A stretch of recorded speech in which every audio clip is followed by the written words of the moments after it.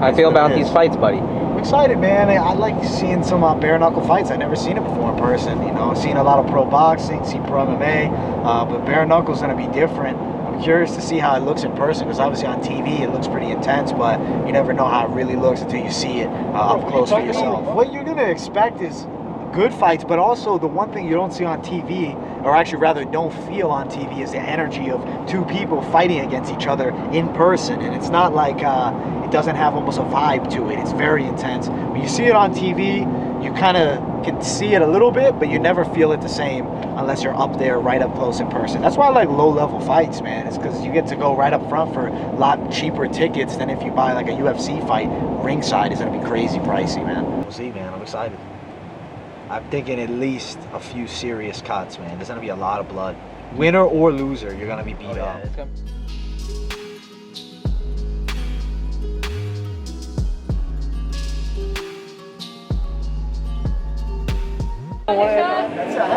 Fashionably late is something that they adhere to a lot. Oh, this is still recording for me.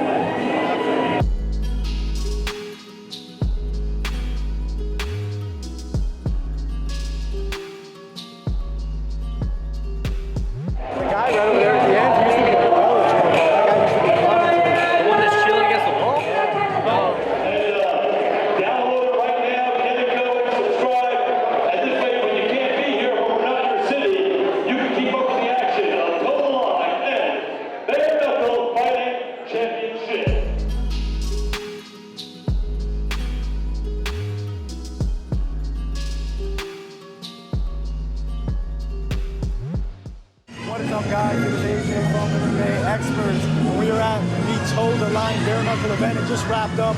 What a card it was. All knockout wins. If you guys like the 10-minute knockouts, the bare knuckle fighting is for you. The Toe the Line is, I guess, similar to like what the show box is to Showtime Boxing. They have some up-and-coming guys. If they win fights, maybe they get signed. We'll quickly go over the results and talk about some of the fights. When we saw all knockouts, as I mentioned, it was crazy. First fight of the night, it was Harrison Eichen versus Zion Tomlinson. We saw a knockout win for Zion in that fight. Next fight, it was Bruce Medival versus Will Chope. Domination. Medival, his last name's hard to say, actually. Luther Medival. He was, looks like a Middle Eastern kid. He was an absolute savage. Will Chope, former UFC fighter, got knocked out in the second round there. Mike Bissett took on Jason Fish, and Jason Fish came out and knocked out the 1-0 Mike Bissett, who's actually a pretty well-known Tampa Bay boxer, as a win over Nick Iannuzzi, former cruiserweight challenger for some local titles. Then moving up, Mike Kyle was actually stopped by Bobby O'Bannon. Mike Kyle, I thought he would do a lot better in there. He looked good early. He dropped down Bobby, but ultimately we saw Bobby O'Bannon knock him out brutally, and then he gets up and survived to the end of the round, rather knocked down, not knocked out, and then quit in the corner. He was hurt. His hand, he said, was broken, but he was really getting beat up in there. Next fight of the night, Jordan Nash. He defeats Christopher Levant.